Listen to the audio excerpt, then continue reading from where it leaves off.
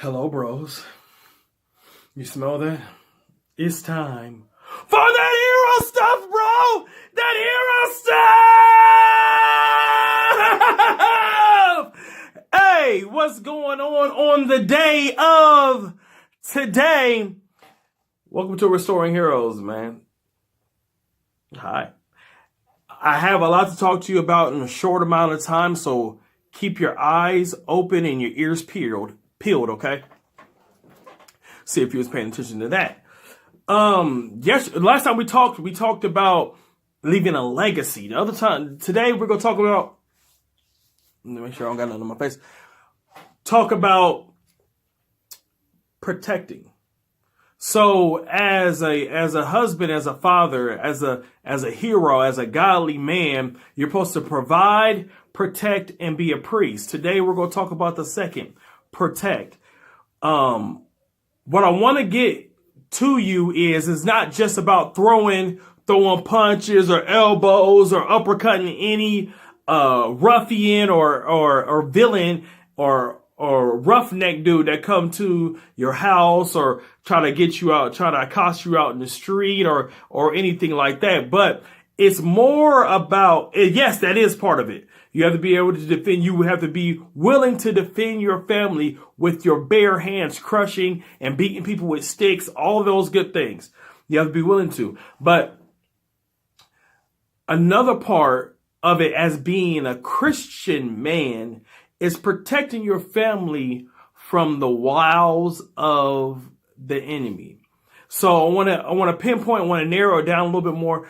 Protecting your daughters and your wives and your sons from the wiles of the enemy. Do you realize that there's billions of dollars spent on advertising to your wife and advertising to your daughters about how they should look, how they should feel about how they look, what looks good, what looks bad, how you should. A whole lot of money is reported in the TV shows to make her feel that being like you can have it all. So your wife has to try to be a lawyer, try to be a mom, try to be a cook, and all these things that the world's trying to tell her that she has to be. All these images being pushed in her mind about what a perfect body looks like, what flaws look like. If you don't look like this, you this. If you don't look this big, if you don't look as big or as thin as this piece of paper right here, then you're not a woman. If you have shapes or whatever, all these things in us as men, we have a responsibility to protect them from those images. Now, it's not just to say it starts with you talking to your wife. It starts with you complimenting your wife. It starts with you leaving other images out of your mind, if you know what I'm saying. Leaving other images out of your mind and don't put those in your head. So you're playing a comparison game between that image and your wife that cause a conflict. So what you need to do is start, first off, getting rid of those images and praying about that, you know what I'm saying? That thing. And you need to start complimenting your wife. Let her know that she's beautiful. Let her know that you think the word of, because we think those things, we need to say them more. When we think it, say it. We think it all the time. When she cook a good meal, we be like, this meal, in your head, this meal was straight fire. But you won't say it. Okay? And not fire because it's burnt, but fire because it's good. Anyway. So that's one way you can protect your wife, praying for her mindset, correcting her when she feels that she's frumpy or she doesn't look good in that, or she doesn't, all these things that the negative self-talk things, being the first one to say, hey, you're talking about me when you're talking about you. We are one flesh, and I don't like you talking about me like that. I don't like you talking about yourself like that. Can you stop?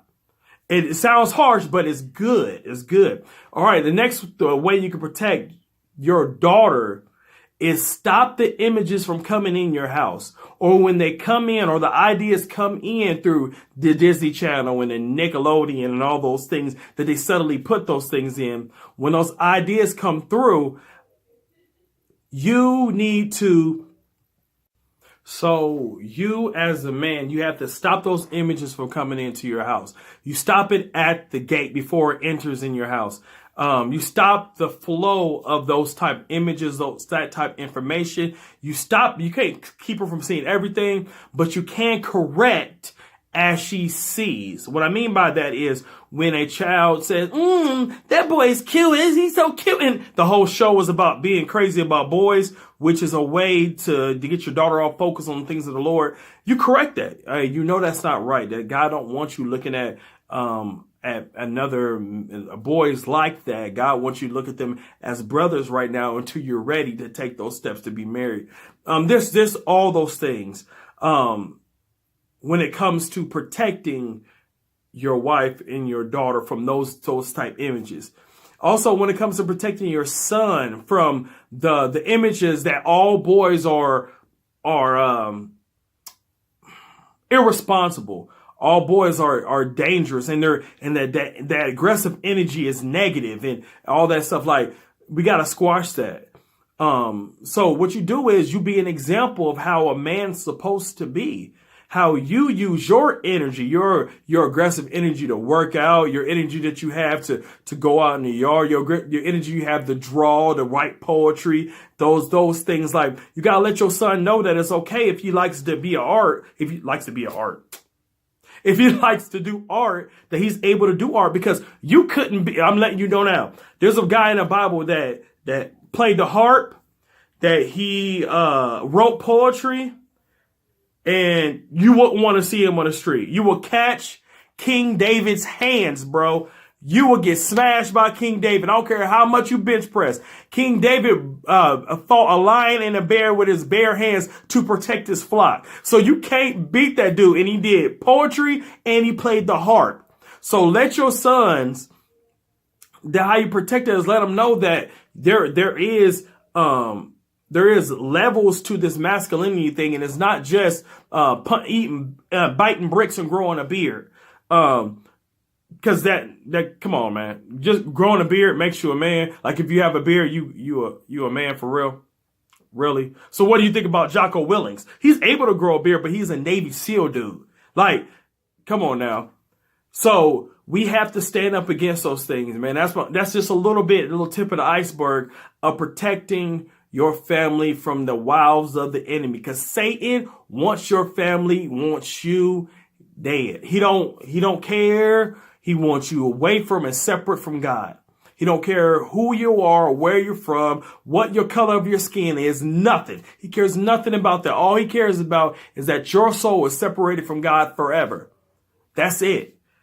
That's it. So you need to push that to your kids, that the Satan's gonna try to get you to look at your looks, your money, your job. Like, God don't care what job you work as long as you work, man. You could work at Quickie Mart. I don't care. You could sling slushies for a living. Who cares? As long as you're working and providing for your family. Anyway, I'm getting on a tangent. But so you gotta protect your family, not just with hands and feet, guns and bow and arrows, slingshots and spitballs, but you have to protect your family spiritually.